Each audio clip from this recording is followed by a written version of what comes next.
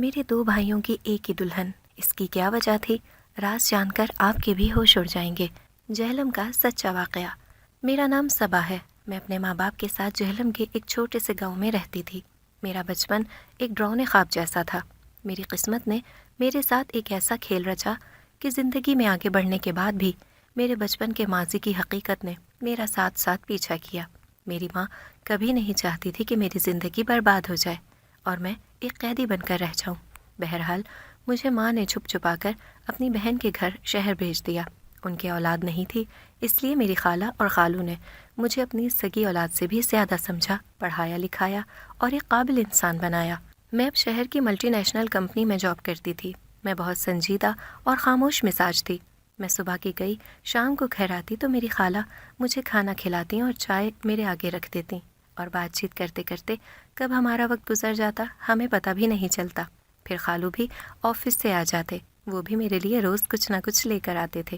لیکن میرے دل میں آج بھی ماضی کا خیال آتا تو میں اپنے ہوش کھو بیٹھتی تھی۔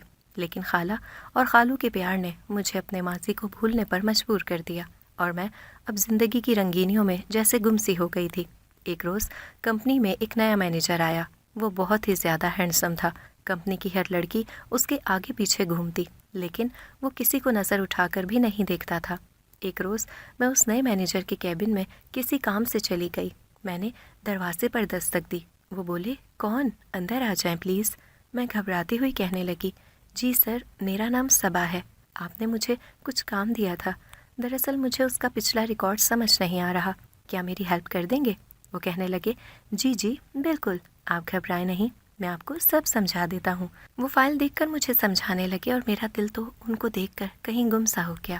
میں ان کو ہی گھورتی رہی۔ کچھ دیر بعد چٹکی بجنے کی آواز میرے کانوں میں گونج اٹھی۔ وہ کہنے لگے، اوہ ہیلو صبا، آپ کہاں گم ہیں؟ میں آپ سے مخاطب ہوں۔ میں نے چونک کر کہا، جی جی سر، بالکل، مجھے سب سمجھ آ گیا ہے، آپ بے فکر رہیں، میں اچھے سے اپنی ذمہ داری نبھاؤں گی۔ بس میرا دل اس دن سے فہد مینیجر کی محبت میں جیسے گم سا ہو گیا تھا، لیکن ماضی کا خیال کبھی کبھی مجھے خوف میں مبتلا کر دیتا تھا۔ میں اپنی خالہ سے ہر بات شیئر کرتی تھی۔ میں انہیں ایک دوست بھی مانتی تھی۔ وہ بھی مجھے سمجھانے لگی کہ بیٹی، اب یہی تمہاری زندگی ہے، اپنے ماضی کو بھول جاؤ اور زندگی میں آگے بڑھو۔ لیکن قدم ڈگمگانے لگے۔ مجھے کچھ سمجھ نہیں آ رہا تھا۔ دن اسی طرح گزرتے رہے۔ فہد کمپنی کا ہر کام میرے حوالے کرتے، کیونکہ میرا ایمانداری سے کام کرنا ان کو بہت پسند تھا۔ وہ بلا جھجک مجھے کمپنی کی ساری ریپوٹیشن بتا دیتے تھے۔ ایک دن میں ان کی کیبن کی طرف جا رہی تھی۔ میں دیکھ کر دنگ رہ گئی۔ وہ کسی سوچ میں گم تھے اور ایک عجیب سی مسکراہٹ ان کے چہرے پر نظر آ رہی تھی۔ میں بھی دل ہی دل میں مسکرانے لگی کہ کاش میں جیسا سوچ رہی ہوں حقیقت وہی تو نہیں ہے۔ ہو سکتا ہے مجھے جیسا لگ رہا ہے ویسا ہی ممکن ہو جائے۔ میں خود سے باتیں کر رہی تھی۔ آج گھر میں خالو کے کچھ رشتہ دار آئے تھے۔ خالہ نے دعوت رکھی تھی۔ میں بھی کمپنی سے آج جلدی گھر آ گئی تھی۔ گھر آ کر میں نے دیکھا میں تو اپنا موبائل شاید کمپنی میں ہی چھوڑ آئی تھی۔ خالہ نے پوچھا، کیا ہوا بیٹا، کیوں پریشان ہو؟ میں نے انہیں موبائل کا بتایا۔ وہ کہنے لگی، ارے تم کال کر کے دیکھ لو۔ میں نے جھٹ سے گھر کے نمبر سے کال کی تو میرا فون کسی نے اٹھایا۔ آواز سن کر میرے دل میں خوشی سی محسوس ہوئی۔ میں نے کہا، سر آپ؟ فہد نے بتایا کہ میں اپنا موبائل جلدی میں چھوڑ گئی تھی، میں نے اپنے پاس رکھ لیا تھا، کل لے لینا۔ میں مسکرا کر کہنے لگی، جی جی سر، ٹھیک، آپ کا بہت شکریہ۔ وہ کہنے لگے، شکریہ کی کوئی بات نہیں ہے، کوئی بات نہیں۔ بس جیسے ہی میں دوسرے دن ان کی کیبن میں گئی، انہوں نے موبائل کے ساتھ ایک لفافہ میرے ہاتھ میں دے دیا۔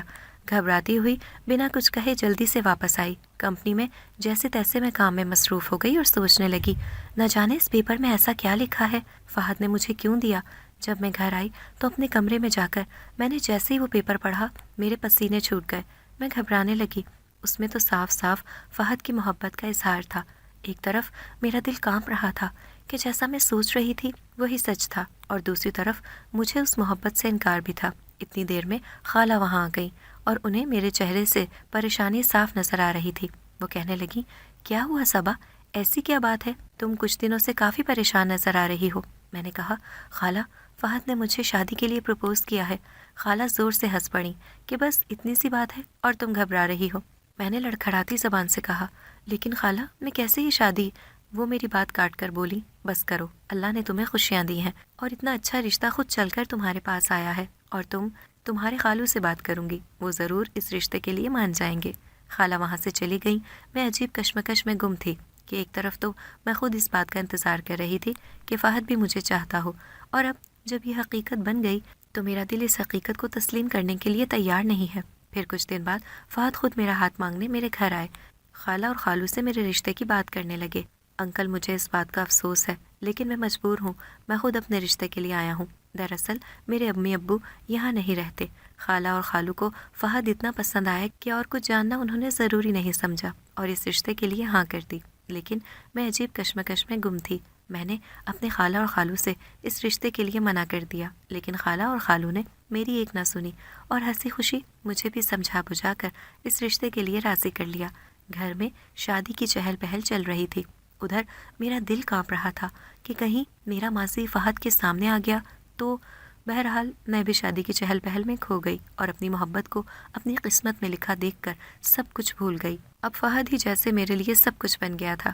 اس کی سچی محبت میں پوری طرح میں اپنی زندگی کی تلخ حقیقت بھلا چکی تھی۔ شادی کی تاریخ مقرر ہو گئی اور میرا اور فہد کا ساتھ کچھ اس طرح شروع ہوگا میرے ذہن و گمان میں بھی نہیں تھا۔ میری شادی کا دن بھی آ گیا اور میرا اور فہد کا نکاح شروع ہوا۔ میں دلہن بن کر فہد کے گھر آ گئی۔ وہاں سب کچھ میرے خوابوں کی تعبیر جیسا تھا۔ پورے گھر کی میں ایک اکیلی مالکن اور گھر کی ساری باغ دوڑ میرے ہاتھ میں تھی۔ مجھے اپنی ذمہ داریاں ایمانداری کے ساتھ نبھانی تھی کیونکہ فہد مجھ پر آنکھ بند کر کے بھروسہ کرتے تھے۔ شادی کی رات میں نے فہد سے ایک وعدہ لیا تھا اور فہد نے اپنی سچی محبت کی خاطر آخر تک اس وعدے کو نبھایا۔ میں سوچ بھی نہیں سکتی تھی کہ میری زندگی میں ایک ایسا موڑ آ گیا ہے کہ فہد اور میری محبت کمزور پڑ جائے گی۔ فہد اور میں اپنی زندگی میں بہت خوش تھے۔ ایک رات کھانے پر فہد کہنے لگے، صبا، مجھے کمپنی سے 3 مہینوں کی چھٹیاں مل رہی ہیں، ہم کہیں گھومنے چلتے ہیں، بتاؤ کہاں جانا پسند کرو گی؟ میں خوشی سے جھوم اٹھی۔ میں نے کہا، کیا واقعی؟ وہ بولے، ہاں ہاں بالکل۔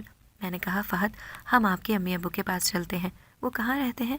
فہد سن کر بہت خوش ہوا کہ میں نے اس کے والدین کے پاس جانے کا کہہ کر اس کا دل جیت لیا۔ وہ بولا، ہاں وہ گاؤں میں رہتے ہیں، وہ بہت اچھے ہیں، مجھے پڑھنے لکھنے کا بہت شوق تھا، اس لیے بچپن میں ہی انہوں نے مجھے شہر میں بھیج دیا تھا۔ فہد نے مزید کہا کہ مجھے بھی کافی عرصہ ہو گیا ہے ان سے ملے ہوئے، ہاں فون پر اکثر رابطے میں رہتا ہوں، شادی کی خبر بھی میں نے انہیں فون پر دی تھی، اب ان سے ملنے چلیں گے، وہ بہت خوش ہو جائیں گے۔ ہم دونوں نے پیکنگ شروع کر دی اور فہد نے ٹرین کی ٹکٹ بک کروائے۔ ایک روز دروازے پر دستک ہوئی، میں نے جیسے ہی دروازہ کھولا باہر ایک آدمی کھڑا تھا، کہہ رہا تھا، فہد سر نے یہ ٹکٹ بھیجے ہیں۔ میں نے وہ ٹکٹ لیے اور دروازہ بند کر دیا۔ جیسے ہی اندر آ کر میں نے ٹکٹ دیکھے، میری آنکھیں پھٹی کی پھٹی رہ گئیں۔ اتنی دیر میں فہد آ گئے۔ وہ ایک دم چٹکی بجاتے ہوئے بولے، صبا، کہاں گم ہو؟ خیریت تو ہے؟ میں ایک دم چونک پڑی۔ نہیں نہیں، کچھ نہیں۔ میں نے چہرے سے پسینہ صاف کیا۔ فہد نے کہا، ہمیں کل صبح ہی نکلنا ہے، ساری تیاری ہو گئی ہے؟ میں بولی، فہد، کیا ہم کچھ دنوں بعد نہیں جا سکتے؟ میری طبیعت تھوڑی ٹھیک نہیں ہے۔ فہد نے گھبرا کر کہا، کیا ہوا؟ خیریت؟ چلو ہم ڈاکٹر کے چلتے ہیں۔ میں نے کہا، نہیں، بس ذرا سی تھکن محسوس کر رہی ہوں، آرام کروں گی تو ٹھیک ہو جاؤں گی۔ فہد نے میرے لیے چائے بنائی اور مجھے دوا دے کر آرام کے لیے کہنے لگے۔ میں اپنے کمرے میں جا کر لیٹ گئی۔ میں سوچ میں پڑ گئی، میرے ذہن میں ہزاروں سوال چل رہے تھے۔ میں نے جلدی سے خالہ کا نمبر ملایا تو خالہ کا نمبر نہیں لگ رہا تھا۔ میرا دل پریشان ہو رہا تھا کہ کیسے فہد کو منع کروں۔ آخر میں نے ہی اسے کہا تھا کہ امی ابو کے پاس جائیں گے۔ پھر دل میں آیا کہ ہو سکتا ہے جیسا میں سوچ رہی ہوں ایسا نہیں ہو۔ بہرحال میں جانے کے لیے تیاریاں کرنے لگی۔ فہد بہت خوش تھے لیکن میرا دل پورے راستے پریشانی میں مبتلا تھا۔ مجھے سمجھ نہیں آ رہا تھا کہ میں کیسے فہد کو سمجھاؤں۔ ٹرین کے سفر کا آغاز منزل کی کس موڑ پر لے آئے گا میں نہیں جانتی تھی۔ اس سفر کا آغاز آخر کہاں جا کر ختم ہونا تھا مجھے اس بات کی خبر نہیں تھی۔ ٹرین سے اترتے ہی میرا رنگ سرد پڑ گیا، میں چکرانے لگی۔ فہد نے مجھے اسٹیشن پر بٹھا کر جوس وغیرہ پلایا اور کہا، صبا، شاید مجھے تمہاری بات مان لینی چاہیے تھی، تمہاری طبیعت واقعی ٹھیک نہیں ہے، ہم کچھ دن بعد آ جاتے، پر مجھے چھٹیاں نہیں ملتی۔ میں نے کہا، نہیں نہیں، کوئی بات نہیں۔ میں نے جیسے تیسے خود کو سنبھالا۔ میں اور فہد جیسے ہی اسٹیشن سے گاؤں کی اور چلے، میرا دل زور زور سے دھڑکنے لگا، میرے قدم لڑکھڑانے لگے۔ جیسے جیسے ہمارے قدم فہد کے گھر کی طرف چل رہے تھے، میرے اندر بے چینی بڑھتی جا رہی تھی۔ ہم جیسے ہی فہد کے گھر کے باہر پہنچے، ڈر کے مارے میرے تو پسینے ہی چھوٹ گئے۔ یہ سب قسمت میرے ساتھ کیوں کر رہی ہے؟ میری کچھ سمجھ نہیں آ رہا تھا۔ یہ کیسا عجیب اتفاق تھا۔ گھر کا دروازہ جیسے ہی کھولا گیا، میرے رونگٹے کھڑے ہو گئے۔ اندر ایک بوڑھا آدمی کھڑا تھا۔ وہ فہد کے والد تھے۔ میں نے جلدی سے اپنا چہرہ ڈھانپ لیا اور زور زور سے کھانسنے لگی۔ فہد بولے، کیا ہوا صبا؟ میں نے گھبرا کر کہا، کچھ نہیں، دراصل مجھے بچپن سے ہی ڈسٹ الرجی ہے۔ یہاں گاؤں میں دھول مٹی بہت زیادہ ہے، مجھے ماسک لگا کر رکھنا ہوگا۔ وہ کہنے لگا، چلو ٹھیک ہے، اندر آؤ۔ فہد اپنے ابو سے گلے لگا۔ وہ فہد کو دیکھ کر بہت خوش تھے۔ وہاں ایک بوڑھی عورت نظر آئیں۔ وہ فہد کی امی تھی۔ ان کو دیکھ کر بھی میں دنگ رہ گئی۔ میں مزید اپنا چہرہ چھپا کر کھانسنے لگی۔ فہد نے سب کو میری الرجی کا بتایا۔ فہد کی چھوٹی بہن مجھے گھور گھور کر دیکھ رہی تھی اور وہ مجھ سے دبے الفاظوں میں کہنے لگی، لگتا ہے بھابھی تو بہت زیادہ ہی خوبصورت ہیں جو وہ ہمیں اپنا چہرہ ہی نہیں دکھانا چاہتی۔ پھر تھوڑی دیر میں سب ہنس پڑے اور وہ بولی، میں تو بس مذاق کر رہی تھی۔ ہم سب کھانا کھا رہے تھے۔ سالوں بعد اپنے گھر والوں سے مل کر فہد بہت خوش ہو رہے تھے۔ مجھے سمجھ نہیں آ رہا تھا میں فہد کو کیسے سب کچھ بتاؤں۔ کھانے کی میز پر ہنسی مذاق چل رہا تھا۔ اتنے میں فہد بولے، امی شوکت کہاں ہے؟ وہ نظر نہیں آ رہا۔ یہ سن کر میں صدمے میں آ گئی اور میرے ہاتھ سے گلاس گر کر ٹوٹ گیا۔ فہد کی بہن فرحین بولی، لگتا ہے بھابھی اپنے دیور کا نام سن کر چونک گئیں۔ ایک بار پھر سب ہنسنے لگے۔ فہد کی امی بولی، بس بھی کرو فرحین، جب سے بھابھی آئی ہیں تم تو ان کو چھیڑے ہی جا رہی ہو۔ کہنے لگی، امی میں تو بس مذاق کر رہی ہوں۔ ابو کہنے لگے، شوکت تھوڑا کام کے سلسلے میں باہر گیا ہوا ہے، اس کی بھی شادی ہو چکی ہے، وہ بس 2-3 دن میں آ جائے گا۔ اپنی بیوی کو گھمانے ساتھ ہی لے گیا تھا۔ میں رات اپنے کمرے میں تھی۔ کچھ دیر کے لیے میں نے اپنے چہرے سے ماسک ہٹا کر شیشے میں خود کو دیکھنے لگی تو میرے ذہن میں ہزاروں سوال اٹھنے لگے۔ ایک عجیب سی کشمکش میرے اندر ہلچل مچانے لگی۔ دروازے پر دستک ہوئی۔ میں نے جھٹ سے اپنے چہرے پر سے پھر ماسک لگا لیا تو دروازے پر فہد تھے۔ وہ مجھے اپنے گھر والوں کے بارے میں بتانے لگے۔ وہ مجھے بہت خوش دکھائی دے رہے تھے۔ میں اپنی قسمت کا یہ کھیل ان کو بتا بھی دیتی تو جیسے میرا دل ان کو کھونے سے ڈرنے لگتا۔ میں زیادہ تر اپنے کمرے میں ہی رہتی تھی اور کھانس کھانس کر الرجی کا بہانہ بنائے چہرہ چھپا کر رکھتی تھی۔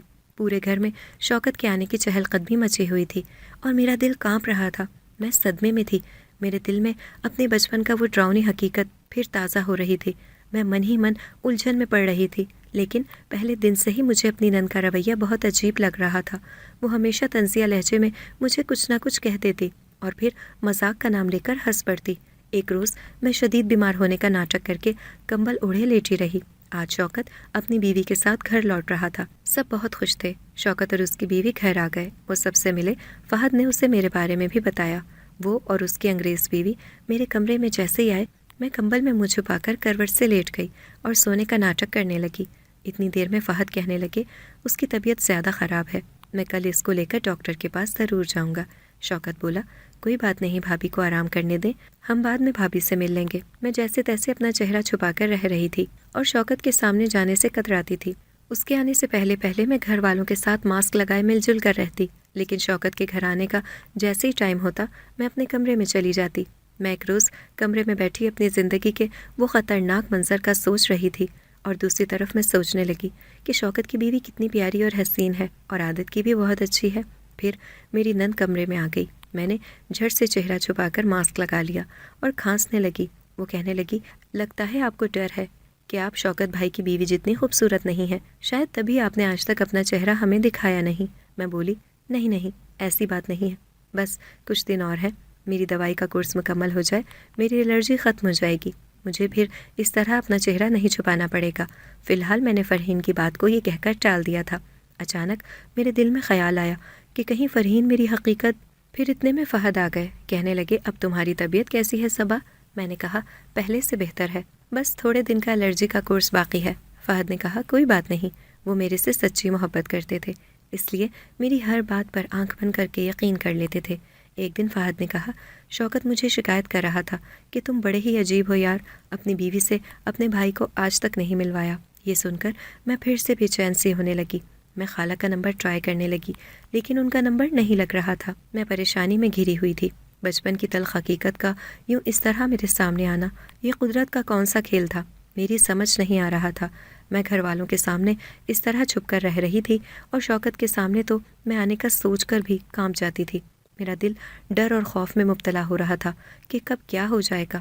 میں نہیں جانتی تھی کہ قسمت نے مجھے کیوں اس طرح لا کر اس گھر میں کھڑا کر دیا ہے، اور دوسری طرف میری نند فرحین نے میری ناک میں دم کر رکھا تھا۔ وہ تو جیسے ہی ہاتھ دھو کر میرے پیچھے پڑ گئی تھی۔ یا تو وہ میری حقیقت سب کے سامنے لانا چاہتی تھی یا پھر وہ میرے بارے میں سب کچھ جانتی تھی اور جان بوجھ کر مجھے تنگ کر رہی تھی۔ ایک دن شوکت نے میرے دروازے پر دستک دی کہ بھابھی اندر آ جاؤں۔ میں ایک دم چونک اٹھی کہ اب کیا ہونے والا ہے۔ میرے ہاتھ پیر پھول گئے۔ میں جلدی سے پچھلے دروازے سے گھر سے باہر نکل گئی اور فہد سے فون پر کہہ دیا کہ میں ڈاکٹر کے آئی ہوئی ہوں۔ آج میں نے جیسے تیسے خود کو بچا لیا۔ اب مجھے بس اس گھر سے دور جانا تھا۔ میرا ماضی تو میرے پیچھے جیسے مستقبل کی حقیقت بننے والا تھا۔ میں گمسم اور چپ چپ چوری چھپے رہنے لگی اور فہد کو کہتی کہ پلیز یہاں سے واپس چلیں، میرا یہاں دم گھٹنے لگا ہے، میری طبیعت دن بدن بگڑنے لگی ہے، یہاں کی دھول مٹی مجھے بے چین کرتی ہے۔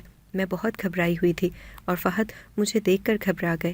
سالوں بعد میں پھر اپنے ہوش کھو بیٹھی۔ میں نے بڑی مشکل سے خود کو سنبھالا۔ ایک دن میں کمرے میں بیٹھی تھی، ایک دم شوکت میرے سامنے آ گیا۔ وہ مجھے گھورنے لگا، لیکن میں نے ماسک لگایا ہوا تھا۔ وہ مجھے ٹکٹکی باندھ کر دیکھے جا رہا تھا، میرا حال چال پوچھنے لگا۔ میں بس ہاں میں سر ہلاتی گئی۔ وہ بھی بنا کچھ کہے وہاں سے چلا گیا۔ میں تو پاگل سی ہونے لگی اور جلدی جلدی اپنا سامان پیک کر کے فہد کو بنا کچھ بتائے چھپ کر جانے لگی، لیکن پیروں تلے زمین نکل گئی جب میری نند دروازے پر ہاتھ پکڑ کر مجھے اندر لے گئی اور میں چہرہ چھپائے آنکھیں نیچے جھکائے کھڑی تھی۔ گھر کے تمام لوگ جمع تھے۔ میں ایک مجرم کی طرح سب سے نظریں چھپا رہی تھی۔ فرحین ایک دم بول پڑی، میرے دونوں بھائیوں کی ایک ہی دلہن، اس کی کیا وجہ تھی؟ یہ جان کر آپ سب کے ہوش فنا ہو جائیں گے۔ یہ سن کر میں چیخ پڑی کہ نہیں، یہ جھوٹ کہہ رہی ہے، فہد ایسا کچھ نہیں ہے جیسا یہ لڑکی سب کو بتا رہی ہے۔ فہد نے میرے منہ پر تھپڑ مار دیا۔ میرا رنگ زرد پڑ چکا تھا۔ میں قسمت کے ہاتھوں مجبور تھی کیونکہ سچ سب کے سامنے آنے والا تھا۔ فہد نے کہا، یہ فرحین کیا کہہ رہی ہے؟ آخر کیا ہے سارا سچ؟ اس بات کا کیا مطلب ہے؟ میں زار و قطار رونے لگی اور میں نے اپنے چہرے سے ماسک ہٹا دیا اور میری نظریں اب شوکت کو ہی گھور رہی تھیں کہ کب وہ میری صفائی میں سب کو سچ بتائے گا۔ اتنی دیر میں میرے صبر کا پیمانہ ٹوٹ پڑا اور شوکت کی جھکی نظریں اس بات کو ظاہر کر رہی تھی کہ سارا قصور ہی میرا ہو۔ میں نے کہا، فہد میں اکیلے سب کی ذمہ دار نہیں ہوں، یہ سب میری ماضی کی تلخ حقیقت کے ذمہ دار ہیں۔ وہ بولا، کیا مطلب ہے تمہارا؟ اور تم یہ سب کیا کہہ رہی ہو؟ آخر یہ سب کیا ہو رہا ہے؟ کوئی مجھے بتائے گا؟ وہ زور سے چیخ پڑا۔ میں زار و قطار رونے لگی اور سب کے آگے ہاتھ جوڑ کر کہنے لگی، پلیز آپ سب میری شادی بچا لو۔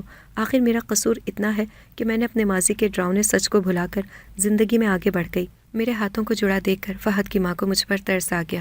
انہوں نے مجھے گرتے ہوئے سنبھال لیا اور فہد کو سارا سچ بتانے لگی کہ بیٹا یہ لڑکی سچ کہہ رہی ہے۔ سالوں پہلے جب ہم نے تمہیں پڑھانے لکھانے کے لیے شہر بھیج دیا تھا، اس وقت اس گاؤں کی ایک عجیب ریت تھی۔ ماں باپ اپنے بچوں کی بچپن میں ہی شادیاں کر دیتے تھے، خاص کر لڑکیوں کے ماں باپ اپنے بوجھ کو جلد از جلد اپنے سر سے اتار دینا چاہتے تھے۔ تو اس لڑکی کی شادی اور شوکت کی شادی کر دی گئی تھی، لیکن آہستہ آہستہ جب بچے بڑے ہونے لگے اور جوانی کے موڑ پر پہنچے تو کئی زندگیاں برباد ہونے لگیں۔ وہ اپنے ماں باپ کے فیصلوں سے تنگ آ کر گھر چھوڑ جاتے یا اپنی بیوی کو طلاق دے دیتے۔ وہ روتے ہوئے بتانے لگی کہ اس طرح شوکت اور صبا کے ساتھ بھی قسمت نے یہی کھیل کھیلا۔ ان کا بچپن تو برباد ہو گیا، لیکن شوکت نے جوانی کی عمر میں گھر سے بھاگ کر اپنی پسند کی شادی کر لی اور یہ بیچاری مت کی ماری اس کے انتظار میں بیٹھی رہی اور زمانے والوں نے اس کا تانے دے دے کر جینا حرام کر رکھا تھا، یہاں تک کہ اس کے گھر والوں نے اور رشتہ داروں نے بھی اس کا ساتھ نہیں دیا اور یہ تھک ہار کر ہمارے گھر آ گئی۔ ہم نے بھی یہاں اس کو جینے نہیں دیا۔ کچھ دن بعد شوکت نے بھی اس کو یاد نہیں رکھا اور کہہ دیا کہ میرا اس سے کوئی رشتہ نہیں ہے۔ پھر ہم لوگوں نے بھی اس کو یہاں سے بھگا دیا۔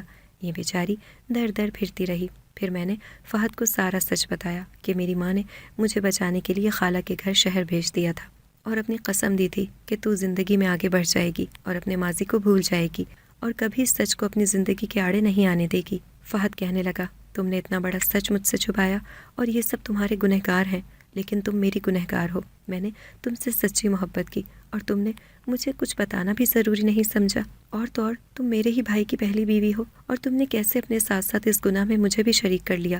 تمہیں شوکت نے طلاق نہیں دی، پھر کیسے تم نے مجھ سے نکاح کر لیا؟ یہ سنتے ہی میں نے شوکت کی طرف دیکھا، وہ جھٹپٹانے لگا اور بہت گھبرایا، جبکہ میرے اور شوکت کے علاوہ فرحین بھی سارا سچ جانتی تھی۔ میں نے فرحین کو بھی گھور کر دیکھا۔ اتنی دیر میں شوکت کی بیوی نے شوکت کا گریبان پکڑ کر اس کو جھنجھوڑ دیا کہ یہ سب کیا چل رہا ہے اور تم دھوکے باز ہو، تم نے میرے ساتھ دھوکے سے شادی کی ہے، میں خود تم سے طلاق لینا چاہتی ہوں۔ فرحین رونے لگی کہ آپ سب مجھے معاف کر دیں، آخر میرا ہی سارا قصور ہے۔ میں نے بھابھی کا چہرہ دیکھ لیا تھا اور ان کو پہچان گئی تھی۔ ان کا سچ گھر والوں کے سامنے لا کر ان سے بدلہ لینا چاہتی تھی۔ میں فرحین کو دیکھ کر رہ گئی کہ اب یہ کون سے نئے سچ کا خلاصہ کر رہی ہے۔ وہ کہنے لگی، صبا کا بھائی اور میں ایک دوسرے کو پسند کرتے تھے اور شادی کرنا چاہتے تھے، لیکن صبا اور شوکت کی شادی نے سب کچھ تہس نہس کر دیا تھا اور میں بدلے کی آگ میں سالوں جلتی رہی، اور قسمت نے مجھے صبا کو سامنے لا کر کھڑا کر دیا، اور میں بدلہ لینے کے لیے صبا کی حقیقت سب کے سامنے لانا چاہتی تھی، لیکن میری اس غلطی سے بہت زندگیاں برباد ہو جائیں گی، مجھے آپ سب معاف کر دیں۔ اور پھر فرحین شوکت پر چلانے لگی کہ سچ بتاؤ شوکت، فہد کو نہیں تو تمہاری اور فہد کی ان دونوں لڑکیوں کی زندگیاں تباہ ہو جائیں گی اور غصب ہو جائے گا اگر سچ سامنے نہیں آیا تو۔ میری نظریں بھی شوکت پر جمی ہوئی تھیں۔ فہد کے ماں باپ بھی شرمندہ ہو کر ایک طرف کھڑے تھے، شوکت کی بیوی بھی گریبان پکڑ کر شوکت کو جھنجھوڑ رہی تھی۔ اتنی دیر میں چکرا کر زمین پر گر پڑی اور بے ہوش ہو گئی۔ کچھ دیر بعد میرے کانوں میں آواز گونجی کہ آپ سب کو ان کا بہت خیال رکھنا ہوگا، مبارک ہو، یہ امید سے ہیں۔ میری آنکھ کھل گئی اور یہ سنتے ہی میری طبیعت اور بگڑنے لگی۔ فرحین اور فہد کی امی مجھے سنبھالنے لگی۔ اتنی دیر میں فہد سر پکڑ کر بیٹھ گیا اور پورے گھر پر یہ خبر قیامت بن کر ٹوٹ پڑی کہ یہ دونوں بھائیوں کی بیوی کیسے ہو سکتی ہے۔ اور اب یہ خبر، فہد میرے آگے ہاتھ جوڑنے لگا کہ تم مجھے بتاؤ آخر آگے کا سچ کیا ہے۔ فرحین چیخ پڑی کہ فہد بھائی، شوکت اس کا گنہگار ہے، اس نے اس کے ساتھ یہ سب کیا ہے اور یہ چپ کھڑا ہے۔ فہد نے غصے سے شوکت کی طرف دیکھا اور اس پر ہاتھ اٹھایا۔ شوکت زمین پر گر گیا اور فہد کے پیروں میں گر کر معافی مانگنے لگا، اور روتے ہوئے اس نے کہا کہ میں صبا کا گنہگار ضرور ہوں، لیکن سالوں پہلے جب میں اپنی بیوی کرن سے شادی کرنے کا سوچ رہا تھا، اسی وقت طلاق نامہ بھیج کر صبا کو طلاق دے دی تھی۔ یہ اب میری بیوی نہیں ہے، یہ آپ کی ہی بیوی ہے، اور یہ بچہ بھی آپ کا ہی ہے۔ بس قسمت نے ہم سب کے ساتھ یہ کھیل کھیلا ہے اور اللہ نے مجھے اور صبا کو گناہ سے بچا لیا۔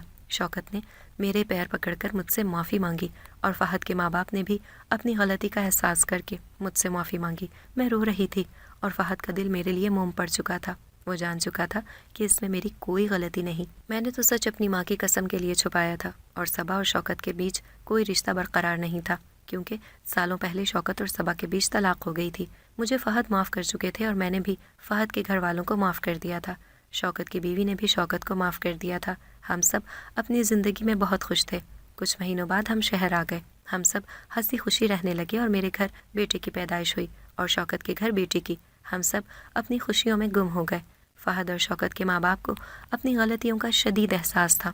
وہ اپنے پوتے اور پوتی کو پڑھا لکھا کر پرانی ریتی رواج سے دور رکھنا چاہتے تھے، اور گاؤں میں بھی اس ریتی رواج پر پابندی عائد کر دی گئی تھی تاکہ آئندہ کوئی اس ریت کا شکار نہیں بنے اور بچوں کی زندگیاں برباد ہونے سے بچ سکیں گی۔ اور گاؤں جا کر نئے قوانین کے تحت اس ریت کو فہد اور شوکت نے جڑ سے مٹا ہی دیا اور آنے والی نسلوں کی زندگیاں محفوظ کر دیں، اور گاؤں والوں کی سوچ بدل کر ان کو اپنے بچوں کی تعلیم و تربیت کی طرف متوجہ ہونے پر زور دیا۔ چند سالوں بعد فہد نے اپنے بیٹے اور شوکت نے اپنی بیٹی کو بھی اعلیٰ تعلیم کے لیے ملک سے باہر بھیج دیا۔ سچ ہے کہ کچھ پرانے اور گھٹیا ریتی رواج آگے چل کر مستقبل کو برباد کر دیتے ہیں، اور ماضی کہیں نہ کہیں مستقبل میں سامنے ضرور آتا ہے، اور قسمت کا اچھا برا لکھا کوئی نہیں بدل سکتا۔